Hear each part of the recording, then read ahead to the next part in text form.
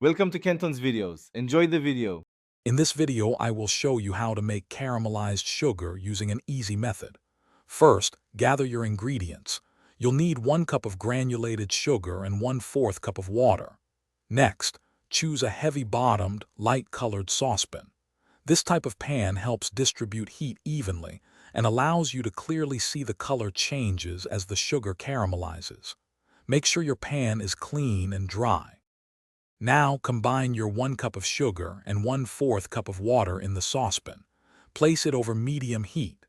Stir the mixture gently but continuously until all the sugar crystals have completely dissolved. It's important to ensure no sugar remains undissolved on the sides of the pan. Once the mixture starts to boil vigorously, stop stirring completely. As the syrup boils, resist the urge to stir it. Just let it cook. You'll notice the water evaporating and the syrup thickening. Keep a close eye on the color. Soon, the edges will start to turn a light amber. When this happens, you can gently swirl the pan to help distribute the heat and ensure the sugar caramelizes evenly. Once your caramel reaches a beautiful, rich golden brown color, immediately remove it from the heat. Be careful, as it will be extremely hot.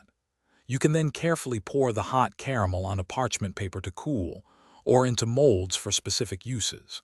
Remember, the color will deepen slightly even after removing it from the heat. Also, be sure to check the description below for a link to a fantastic book that can truly change how you think about money, along with other great deals. Thanks for watching. Consider subscribing if we helped you.